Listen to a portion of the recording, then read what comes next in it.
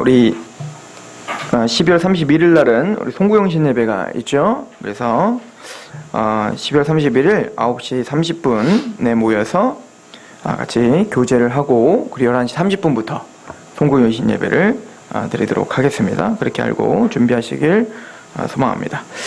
또 2015년도 1월 10일 날, 그러니까 1월 둘째 주인데요. 그때 토요일 날 우리 제자도 책 교재가 계속 미뤄졌는데 2015년 1월 10일 토요일 날 제자도 책 교재가 있으니까요. 교회에서 7시에 같이 모여서 하도록 하겠습니다. 우리 하나님 말씀 보도록 하겠습니다.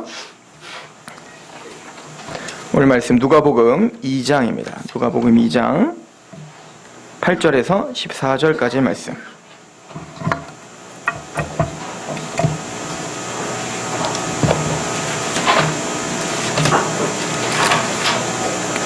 누가복음 2장 8절에서 14절까지 말씀입니다.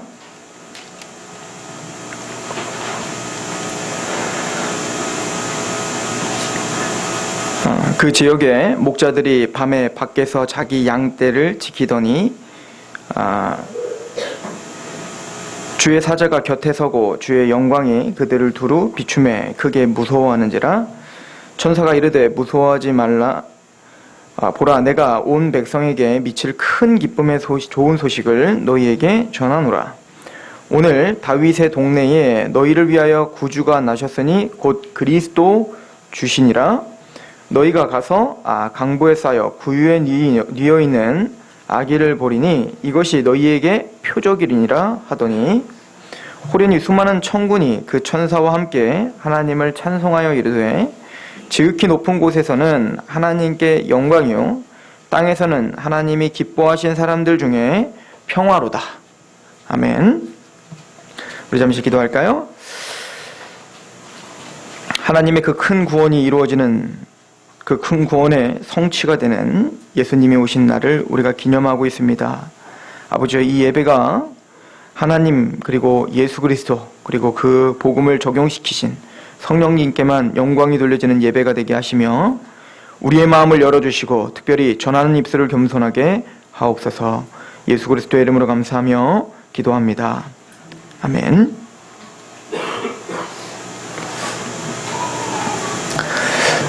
예수님이 태어나셨음을 천사들이 목자들에게 보여주고 있습니다.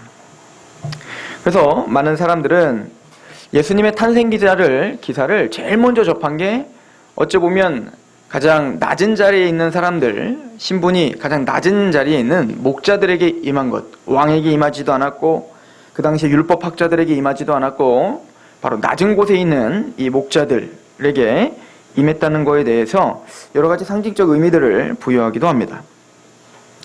오늘 하나님께서는 이 목자들에게 아주 위대한 크고 기쁜 좋은 소식을 전해주겠노라 라고 하고, 바로 구유에서 태어나신 예수 그리스도를 지금 설명하고 있는 겁니다. 그리고 우리가 잘 아는 것처럼 여러분들이 우리 성탄절만 되면 이제 강조해서 읽는 것 중에 하나, 지극히 높은 곳에서는 하나님께 영광이요 땅에서는 하나님이 기뻐하시는 사람들 중에 평화로다. 이 구절이 어떤 의미가 있는가? 즉 예수 그리스도가 오심이 왜 하나님께, 지극히 높으신 하나님께는 영광이라는 그 영광스러움이 돌려지고 또 우리 구원받은 하나님의 백성들에게는 평화가 임했는가? 우리가 이 구절을 통해서 성탄의 의미를 다시 되새김질하고 하나님께 감사드리는 그런 귀한 예배가 되길 축원합니다. 먼저 목자들에게 이야기를 합니다. 내가 너에게 표적을 보여주겠다라고 했어요. 징조를 보여주겠다. 이 표적과 징조를 보여주는데 그 표적과 징조는 바로 구유에 누운 아기를 볼 때, 그것이 바로 내가 너에게 허락한 이 온 세상을 구원할 바로 그 기쁨이요 좋은 소식, 바로 복음이 바로 구유에 놓인 그 아기를 통해서 이루어짐을 보여주겠다는 거예요. 1차적으로는 하나님이 한 아기,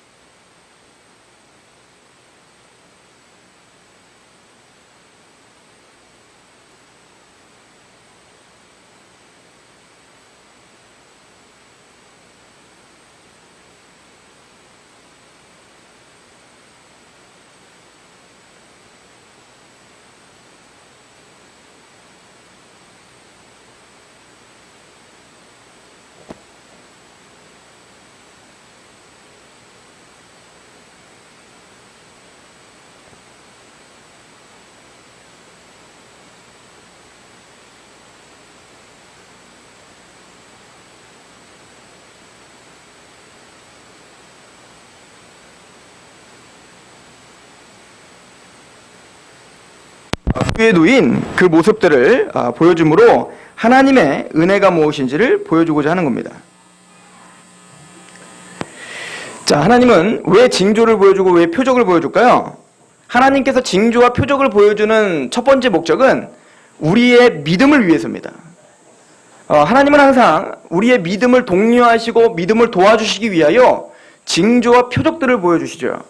자, 예를 들어서 노아의 방주 후에 하나님께서는 물로 심판하지 않겠다라고 하시고 그 물로 심판하지 않겠다라고 하는 그 약속의 성취와 그 약속의 반드시 이루어짐을 노아와 그 모든 백성들에게 알게 하시기 위하여 무지개를 그 징표로 보여주시잖아요. 증거로 보여주시지 않습니까? 그래서 그 무지개는 단순히 노아가 또 그 죄인들이 보고 와, 하나님이 물로 심판하지 않는데 라고 하는 것을 보여주는 게 아니라 성경은 뭐라고 하냐면 내가 무지개를 보면서 내가 나의 약속을 기억하마 라고 하는 거예요. 설마 하나님께서 오늘 아주 역동적입니다. 하나님께서 설마 하나님이 약속하신 약속을 잊어버리시겠습니까? 그게 아니란 말입니다. 그런데 그것을 노아와 그 백성들에게 각인시켜주기 위함인 거예요. 무지개를 떴을 때 하나님께서 이 언약을 지켜주신다고 했지라고 하는 확증을 도와주기 위함이요 믿음을 도와주기 위한 도구를 반드시 주시더라는 겁니다. 마찬가지로 이 목자들에게 하나님이 구원할 그 메시아가 바로 이분이며 구약 전체에서 예언한 그 성취의 그 열매가 바로 그 예수임을 표징과 징조를 보여주셔서 그것을 통해서 그들에게 믿음을 주시고자 하는 거죠. 자, 예를 들어서 이 징조에 대한 이야기는 예수님의 태어나심, 처녀가 잉태하여 아들을 낳으리니 이게 사실은 징조거든요. 이사야서 8장에 보시면 그 징조에 대한 이야기가 있는데요. 제가 한번 읽어드립니다. 이사야서 8장 5절부터 8절을 여호와께서 다시 내게 말씀하여 이르시되 이 백성이 천천히 흐르는 실로아모를 버리고 르신과 르말리아의 아들을 기뻐하느니라. 그러므로 주 내가 흉용하고 찬이란 큰 하수 곧 아수르 왕과 그의 모든 위력으로 그들을 뒤덮을 것이라. 그 모든 골짜기에 차고 모든 언덕에 넘쳐 흘러 유다에 들어와서 가득하여 목에까지 미치리라. 임마누엘이여 그가 펴는 날개가 내 땅에 가득하리라 하셨느니라. 자, 이 무슨 얘기냐면 임마누엘이 징조죠. 처녀가 잉태하여 아들을 낳으리라. 근데 하나님이 그 징조를 보여주겠다. 너는 징조를 구하라 라고 아하스 왕에게 이야기를 합니다. 왜냐하면 그 당시에 유다의 아하스 왕은 이제는 거대한 군대가 몰려오는 것을 막기 위하여 자신이 의지하는 이집트 왕을 의지하고 있는 거예요. 자신의 어떤 정책, 자신의 어떤 그 정치를 통해서 이 난국을 헤쳐나가려고 했던 겁니다. 그럴 때 하나님은 이사야를 통해서 그 아하스에게 말하는 거예요. 아하스야, 절대 너의 힘과 능으로는 할 수 없다. 절대 너의 지략으로는 이걸 헤쳐나갈 수 없다. 너를 구원해 줄 수 있는 분은 오직 하나님이시니까 그 하나님을 의지하는 마음으로 징조를 구하라 라고 하는 거예요. 그 징조를 구하라는 건 뭐죠? 하나님, 내가 믿음이 없으니까 믿음을 도와주십시오. 징조를 보여주셔서 저에게 믿음을 도와주십시오 라고 말하는 거거든요. 이거는 잘못된 게 아닙니다. 그런데 아하스는 아주 그럴듯하게 이야기를 합니다. 이사야서 7장 10절에 보시면 이렇게 이야기해요. 여호와께서 또 아하스에게 말씀하여 이르시되 너는 내 하나님 여호와께 한 징조를 구하되 깊은 데에서든지 높은 데서든지 구하라 하시니 아하스가 이르되 나는 구하지 아니하겠나이다. 나는 여호와를 시험하지 아니하겠나이다. 아주 그럴듯하게 대답하죠. 나는 여호와를 시험하지 않겠습니다. 나는 믿음이 없는 것처럼 징조를 구해가지고 그렇게 하지 않겠습니다 라고 말은 그럴듯하게 하지만 그의 그 입술의 고백과는 달리 그 마음에는 하나님을 의지하고 싶은 마음이 없었던 거예요. 왜냐면 괜히 징조를 보여주면 어때요? 하나님이 도와주시겠다라고 하는 징조, 내가 상상도 못할 징조를 딱 봐버리면 그때부터는 내가 의지했던 것을 당연히 어떻게 해야 되는 결론이 내려요? 내려놔야 되고 그것을 포기해야 되는 결론이 내린다고요. 돈을 의지했고 힘을 의지했던, 자신의 지략을 의지했던 삶을 포기해야 된다는 그 두려움이 있으니까 아예 쳐다도 안 보려고 하는 겁니다. 그러니까 하나님한테 그런 거예요. 아유, 하나님, 나는 하나님 시험하지 않겠습니다. 나는 하나님 믿어요. 그런데 이 이야기는 하나님을 대단히 분노케 하였습니다. 13절에 이사야가 이르되 다윗의 집이여 원하건대 들을지어다. 너희가 사람을 괴롭히고서 그것을 작은 일로 여겨 또 나의 하나님을 괴롭히려 하느냐. 이게 뭐라고요? 하나님을 괴롭게 하는 일이라는 거예요. 하나님을 의지하지 않고 세상을 의지하고 겉으로는 또 하나님을 의지하는 척 치장하고 사는 거.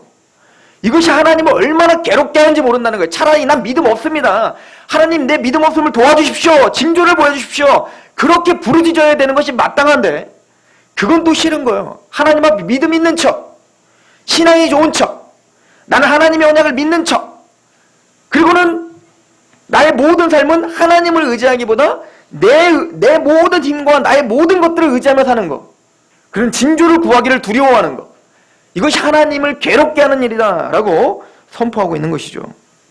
그러므로 주께서 친히 징조를 너에게 주실 것이라. 보라, 처녀가 잉태하여 아들을 낳을 것이요 그의 이름을 임마누엘이라 하리라. 이게 은혜입니다. 보십시오.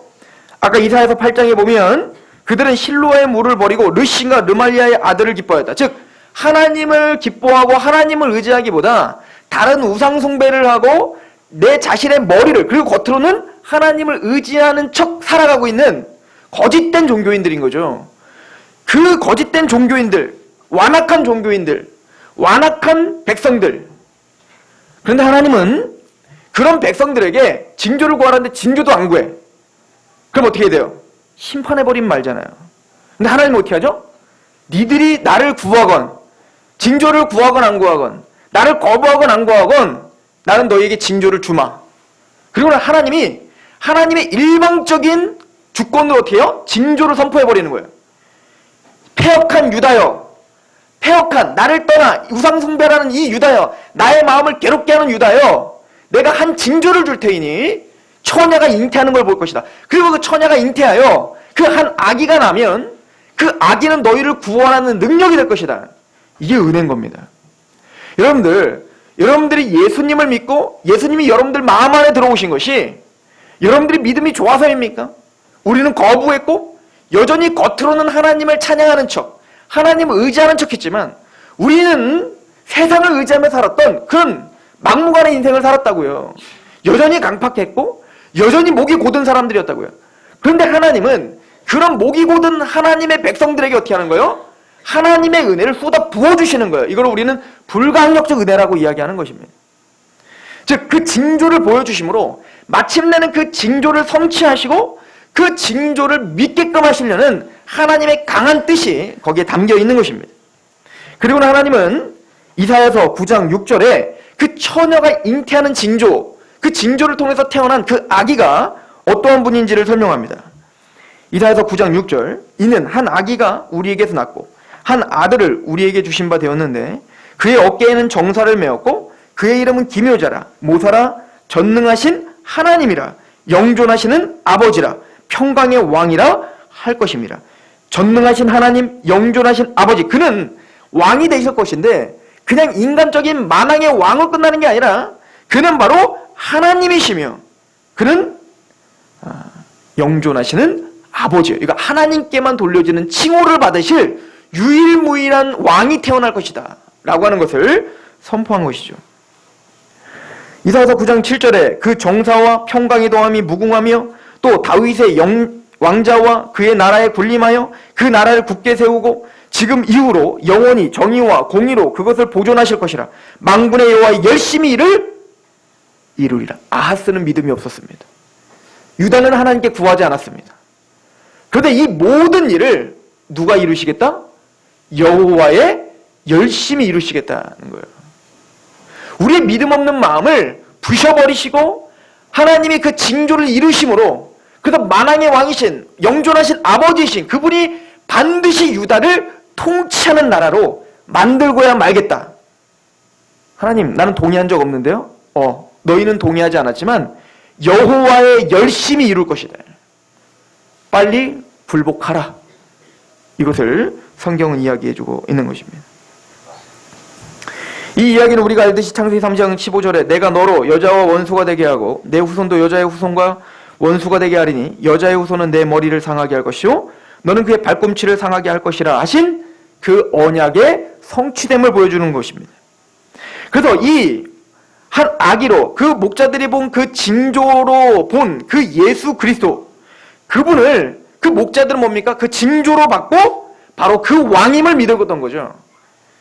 그래서 갈라디아 4장 4절은 예수님의 태어나심을 이렇게 고백합니다. 때가 참에 하나님이 그 아들을 보내사 여자에게서 나게 하시고 율법 아래에서 나게 하신 것은 율법 아래 있는 자들을 속량하시고 우리로 아들의 명분을 얻게 하려 하심이라.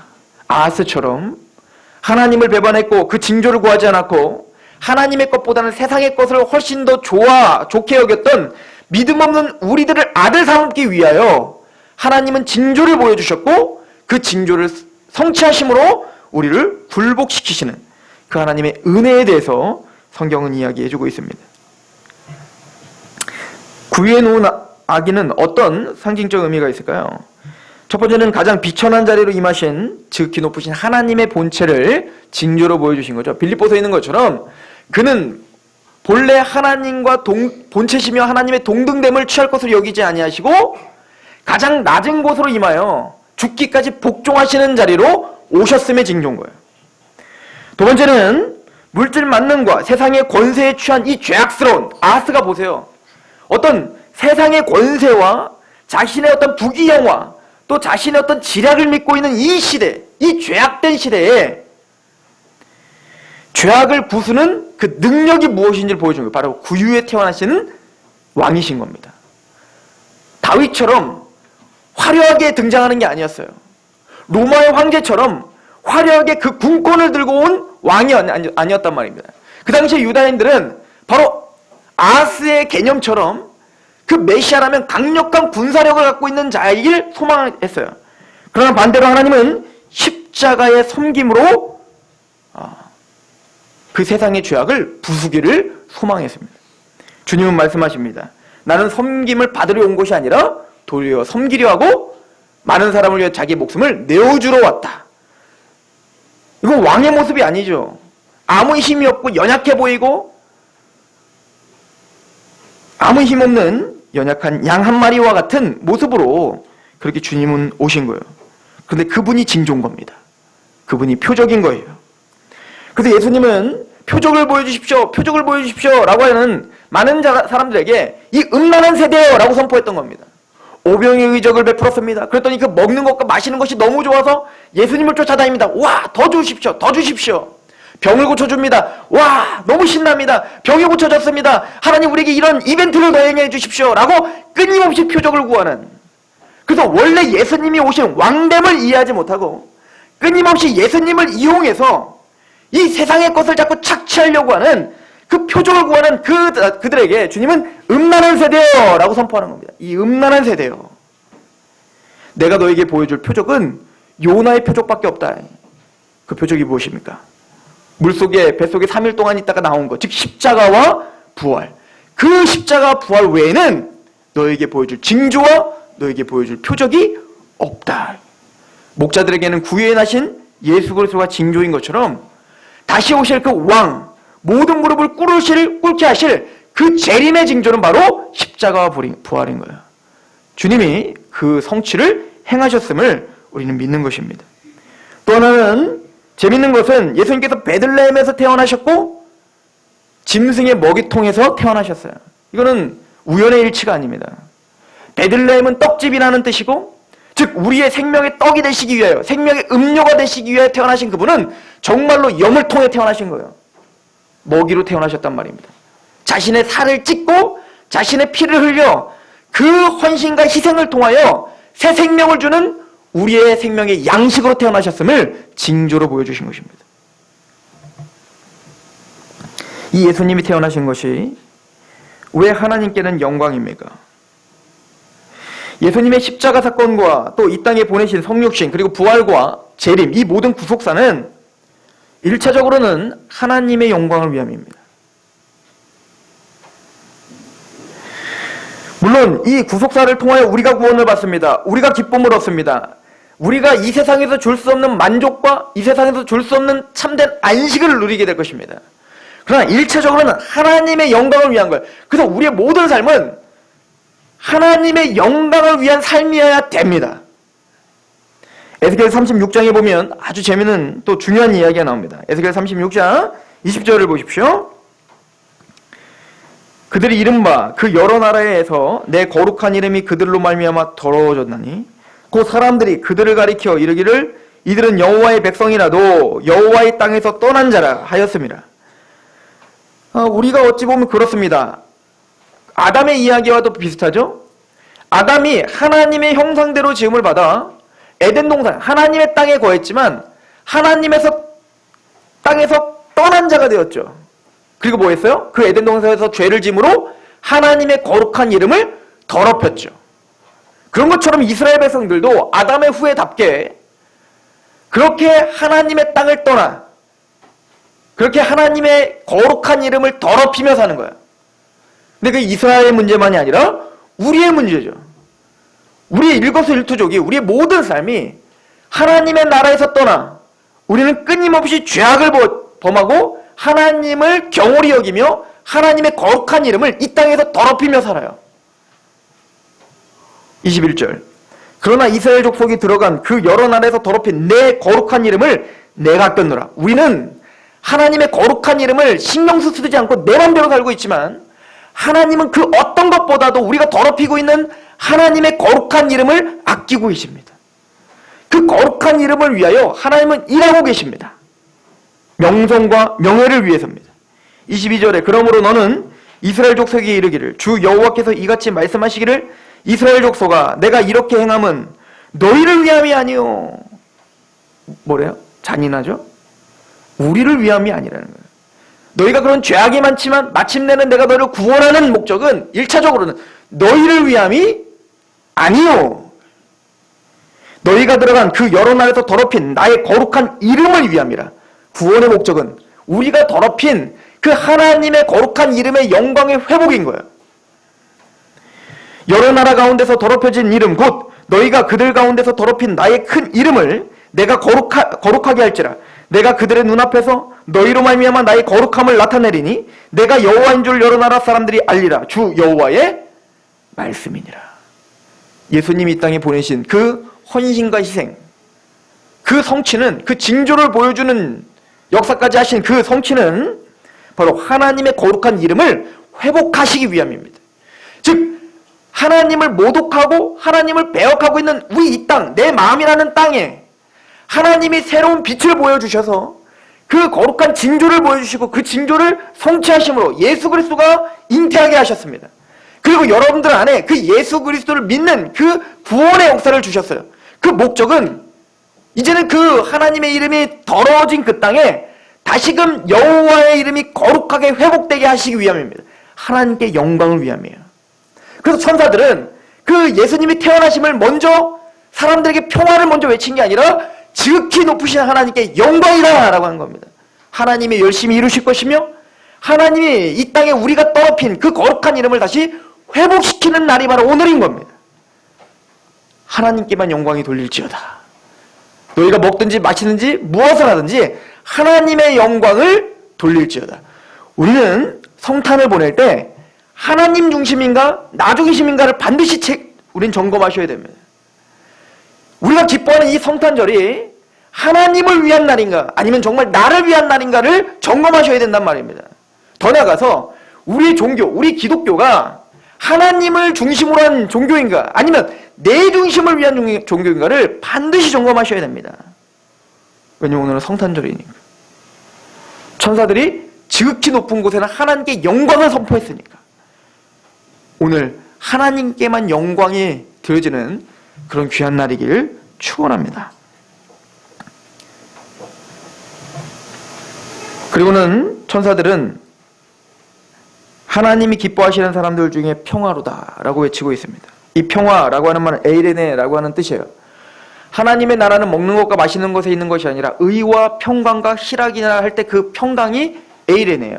즉 무슨 얘기냐면 이 평화는 하나님의 나라가 임했다는 거예요. 이제 우리 이 더러워진 이 죄악된 징조도 구하지 않는 이 완악한 우리의 마음에 하나님의 열심과 하나님의 거룩한 이름을 위하여 이제 우리 마음을 꿰뚫고 들어오셔서 하나님의 나라가 임했다는 거예요. 그 결과가 뭐예요?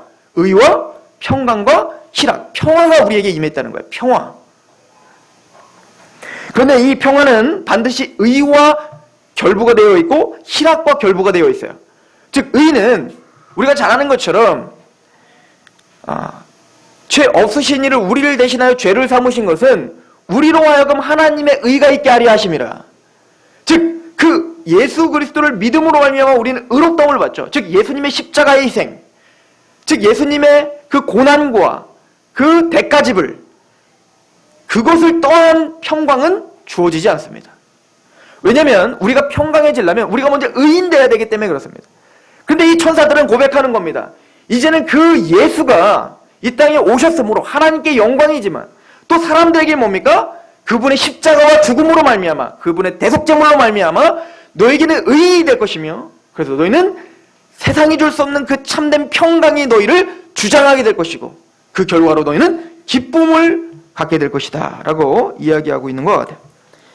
이 에이레네는 바로 히브리어의 샬롬, 우리가 자주 인사하는 샬롬이라고 하는 단어를 번역한 거예요. 이 샬롬이라는 단어는 완성이라는 뜻이에요. 완성. 원래 이 샬롬은 샬렘이라고 하는 동사에서 파생된 거예요. 이 동사 샬렘은 끝마치다, 완전하게 하다가 샬렘이에요.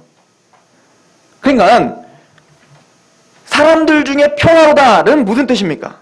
하나님이 완성하셨다는 거예요. 사람들 중에 완성시키신다는 거예요. 하나님이 원래 목적, 하나님의 원래 계획대로 다시 어떻게 한다는 거예요? 완성시키는 게 샬롬이고 평강이에요. 단순히 편안한 게 평강이 아니에요. 그래서 지금 일부러 에이레네라는 말을 선포하는 이유는 뭐냐면, 그 당시에 로마는 팍스 로마나, 이게 아주 유명한 말이에요. 팍스 로마. 로마가 가는 곳에 평화가.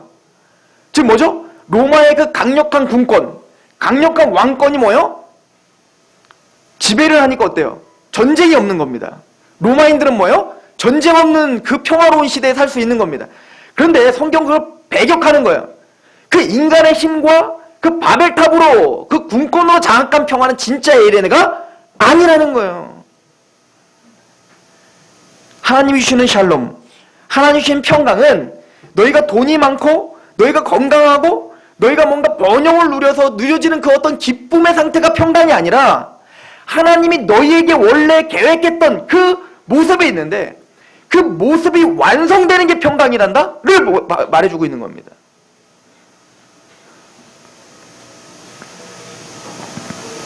그게 바로 샬롬이에요. 그래서 우리는 고난 중에도 샬롬 받을 수 있는 거예요. 왜냐하면 그 고난으로 깎이며 하나님의 완성된 모습으로 지금 가고 있다는 걸 믿고 있다면 그게 왜 평화인지를 알고 있는 겁니다. 주님은 바로 이런 평강을 우리에게 허락하셨다라고 선포하고 있는 겁니다. 오늘 말씀을 잘 보십시오. 그런데 하나님이 기뻐하시는 사람들 중에 평화로다. 누구에게? 온 세상에게 평화를 주는 게 아니에요.